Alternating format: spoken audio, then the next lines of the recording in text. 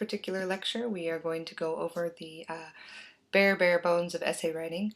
You will learn how to write good essays or effective essays as your whole entire college life goes on. So don't panic, these are just the basics, and it'll get more complicated and frustrating as writing goes on. Yay!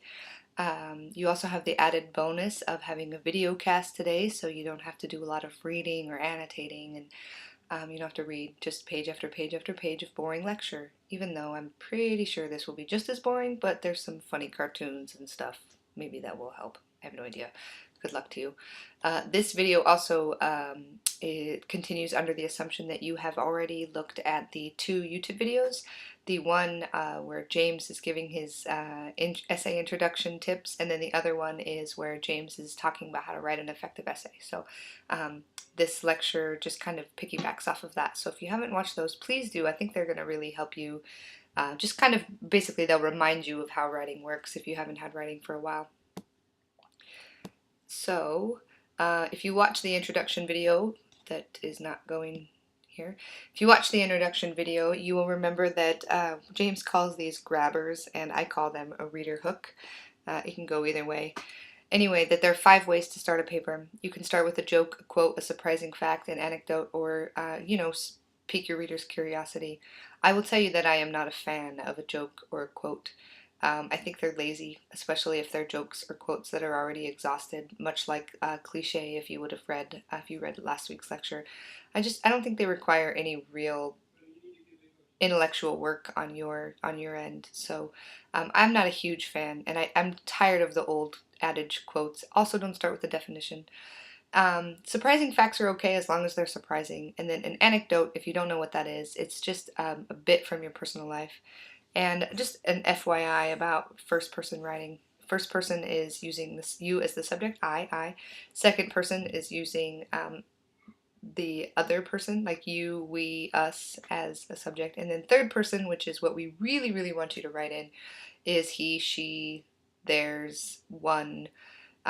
Anyway, so an anecdote allows you to write in first person, and this particular essay, your ethnography, will be the only essay in which you will write in first person. So use personal details sparingly if you do decide to use them in academic essays. Not because we don't care about you, well, academically we don't, but personally we do. Just use those kind of anecdotes sparingly. And also, you really want to pique your reader's curiosity.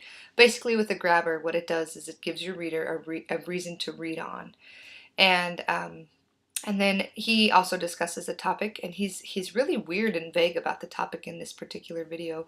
Basically, what it seems like is he's trying to get you to take dump all 3 main ideas and all 9 supporting ideas in that introduction.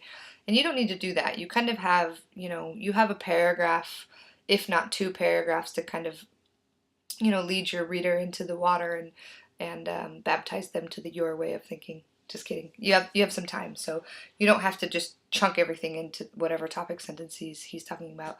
And then obviously your introduction does need to have a thesis, and thesis placement is it could go a number of different ways, but if you need an absolute spot, it's usually the last sentence in the first paragraph, which that's fine.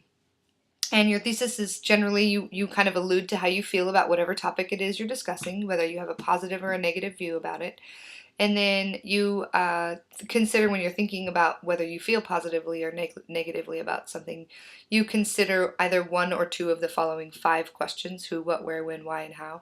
And then you basically flip those questions to answers. If you're confused about that, you can watch his video and see what he says. And then you want to make sure that you have a strong statement. Whatever it is, you will develop it into a strong statement. And this lecture will go in depth in thesis writing, so that should help. But you basically want to stay, instead of, well, I kind of sort of really like working at a tattoo shop because I have a lot of friends and it makes me feel good about myself, and that's really passive, and it's not strong. It's a very weak argument. And so what you want to say instead is, working in a tattoo shop is crucial to my identity. That's stronger. You have kind of established yourself as a tattoo shop, and I don't know what's the word, tattoo shop guru, and you understand how important it is to your life. So make a strong statement. And then you'll notice if you watch the video about his essay, basically what he's doing is he's setting you up for the 5-paragraph essay. And in the 5-paragraph essay, you have your introduction, you have your main reason, and then each main reason has 3 supporting ideas, i.e. 9 ideas. And then you start from the weakest reason to the strongest reason. And then you have your conclusion. And, you know, I don't necessarily think that the 5-paragraph essay is a bad essay. I think it's a lazy essay. At college level writing, I think it's a lazy essay. I think it doesn't really require you to develop any ideas. It just requires you to have 9 basic ideas with 3 larger sort of ideas kind of anchored to them. And you don't really create any sort of substantial paragraphs. You just kind of, you know, main reason number 1, and then in this 5 paragraphs you somehow have to dump 3 supporting ideas, conclude, and move on. And I think that you don't really understand how to develop ideas at all, because you're just dumping things into a rote formula that you have probably memorized. So it's not horrible, and it's a really good way to understand a foundation of essay writing at the very least. But in college we kind of want you to do away with that. So at college level writing, we're kind of requiring you to move up in the Bloom's taxonomy of knowledge. And basically what it is that there are different levels to creative, or not creative, critical thinking. And at this stage, depending on where you are in college, I'm just assuming this is your first or second semester, so if not, forgive me. But I'm just kind of assuming we think that you're definitely at the remember stage, meaning, you know, we could just feed you a bunch of information and you can recite them. My 3-year-old is at the remember stage. She knows what an A looks like and she knows what a B looks like, but she doesn't know what a B sounds like. So she's definitely there. Not that you're 3-year-olds, but it's just a, you know, a kind of a lower level of thinking. And then she starts to understand how B says b, b, and then you kind of can apply and write the word bear, for example. And that's about it. You have mastered remembering, understanding, and applying, but you still have to work on analysis, evaluation, and then creating, which is the main goal of college, is to create ideas. Academic institutions are responsible for so many big important ideas, and that's what we're training you guys to do. I'm just training you to write, but you know, later on other people will train you to create ideas. And so basically what the 5-paragraph essay will do is keep you at this apply level. And you know, we really want you to kind of just move up a couple tiers and do a little more in-depth thinking. So just be aware of that. And because of this, you will notice that academic college level essays look a little different than 5-paragraph essays. But the bones are definitely still there. And in college, we just want you to get them fat. Feed them lots of chocolate and steak. You still have your introduction. And then you basically, you need to provide some sort of context. You need to give your reader, you need to tell them what it is you're responding to. What is your occasion for writing? And it cannot be, because my professor is making me write this paper. You need to create some context, okay? And give them something to always keep in mind as they are understanding main ideas. And so your introduction and context, they can be 1 paragraph depending on the scope of your essay, or they can be 2, but you definitely need to have some context in there in addition to just hooking your reader right in and giving them a reason to move on. And then you have your main ideas. You'll see you have main idea 1, main idea 2, and main idea 3. However, what you don't have is main idea 1 and then 3 sentences supporting idea A1, B1, C1. That's, you know, A1, main idea 1, B1, main idea 1, C1, main idea 1, so on and so forth. You actually have space to sort of develop these ideas, and that's really important. And so make sure you give yourself that kind of space, because then you can start understanding how, you know, A1 is going to relate to B1, and B1 is actually going to relate to C1, and then you understand how they all are relating to your idea and your thesis statement. And so give yourself space, and that's what academic essays require you to do, and it's a good thing. They provide some space for thought. And once you realize that you actually have space to think, and you are forced to think, you will be surprised at how much you can write. So just kind of keep that basic structure in mind. And then conclusions are a little tricky. you have a preliminary conclusion and you have a final conclusion. And to be honest with you, they're not that different. And there's no rules for either one. But basically, the preliminary conclusion, if you wanted to refer it to the 5-paragraph essay, that's sort of the one in which you can summarize and cap all your ideas off and tie everything up into a nice little pretty bow and tell your reader what you said and move on. But, you know, that's great and wonderful, but that doesn't necessarily leave your reader with anything to think about. And your final conclusion should do that. Your final conclusion should you know, maybe tie everything up in a nice pretty little bow and then allude to another little pretty shiny present over there, or just something different. You just leave your reader with something to think about. And a good trick with final conclusions is to, you can kind of relate back to whatever scene it was or joke you was or whatever you did in the hook for the introduction. And that will also jog your reader's memory and remind them of all the stuff that they read up there, because by the time they get to here, they probably forgot. And so kind of, you know, doing that in the final conclusion will help them with the bow. And so your introduction, you know, James says in his video that the first thing you need to write this essay is an introduction, and I highly disagree with him. I think that introductions are hard, and I think that students need a place to start, and so we start essays with introductions, and then we feel stuck because as our essays are developing, or we write our introduction and we don't like it, and we don't like the essay, but oh, the introduction's already written, so I better keep going because that was really freaking hard. I don't want to go back. Every time I write an essay or even a lecture or anything, the introduction is always the very, very last thing that I write, because you know, you never know what it is that you've said or that you're going to say until you've actually said it. And that way you're not locked into having a really, really crappy introduction and a really good essay, or a really good introduction and a really crappy essay. You can go back and create your introduction from what you've already said.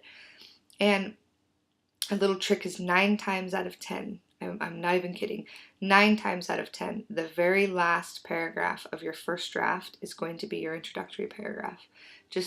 I don't know how it happens, but it does.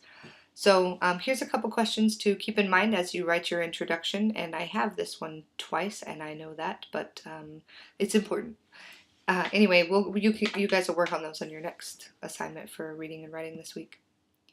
And then you have your body. You have your body paragraph. You have the body of the essay. You know, it moves the reader from point A to point B to point C. You have transitions in there. You have curly roads and yield signs and all sorts of stuff. And the body is really the big chunk of the essay, and that's when you start developing your ideas. And just remember that every body paragraph needs to relate to the thesis statement. And, you know, really after every sentence you write, you ask yourself, so what?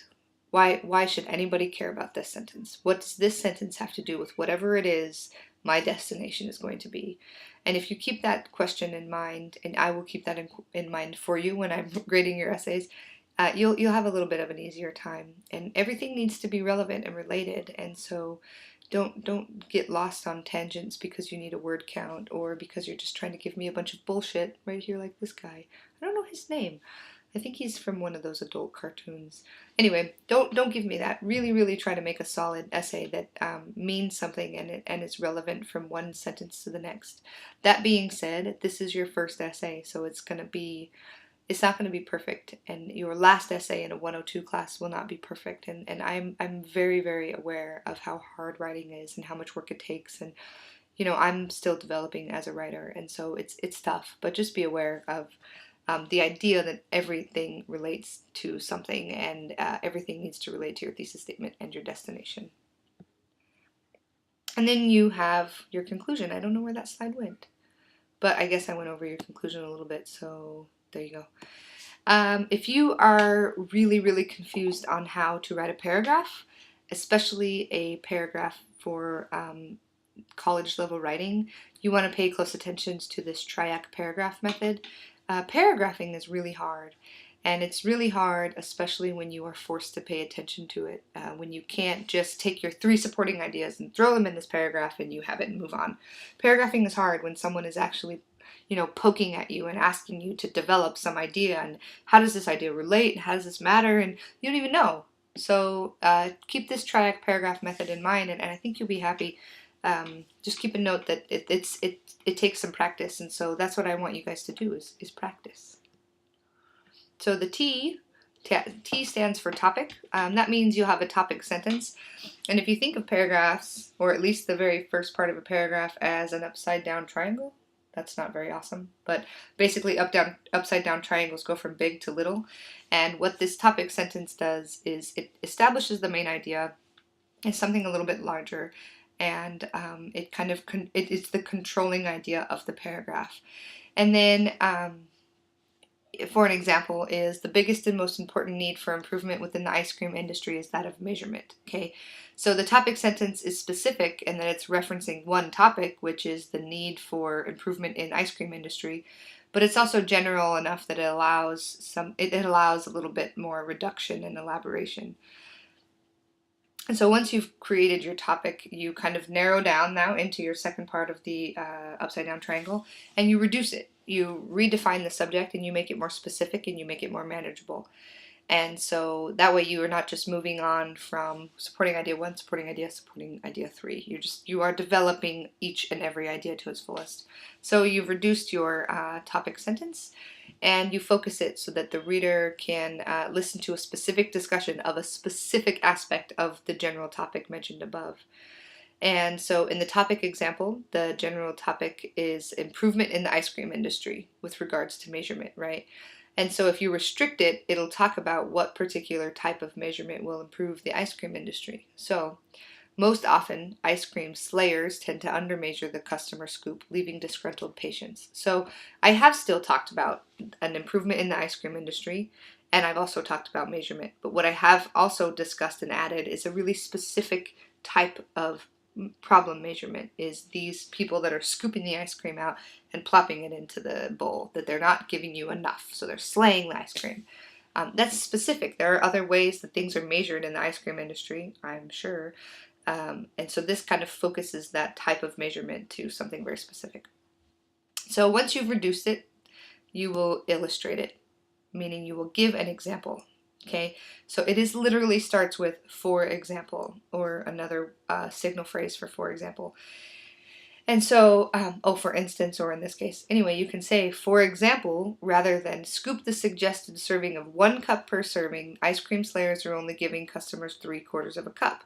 That talks about improvement, talks about measurement. It's specific about measurement. We go from 1 cup to 3/4 of a cup. So your readers can literally visualize that change. And then the A part, which is the hardest part. It's so hard. Is this analysis idea. And basically an analysis is, what does something mean? In the grand scheme of life, or your essays, or your idea, or whatever it is, what does it mean? And what does the example mean? So it might begin with words like consequently, however, or here we can see. If you're working with a source, you would say what Dana is trying to say. Basically, you will just interpret what just happened and how that means and what that means and how that works into the larger theme of your paper. And remember that analysis is literally the higher level that we're trying to get you to, the next level of thinking that we're trying to get you to go to. So we understand that going from application to analysis is not overnight, and it's a tough part of essay writing, but it's key and it's crucial, and it will help definitely hone your critical thinking skills. So make sure you're working on the analysis part. So the example sentence here is, consequently, business has declined because customers are not getting what they pay for. And then conclusion, right? You sum up what you just said, and then you build in a transition into the next paragraph. So it says, in conclusion, once ice cream slayers are required to serve the allotted amount of ice cream, business will return and consequently sales will increase.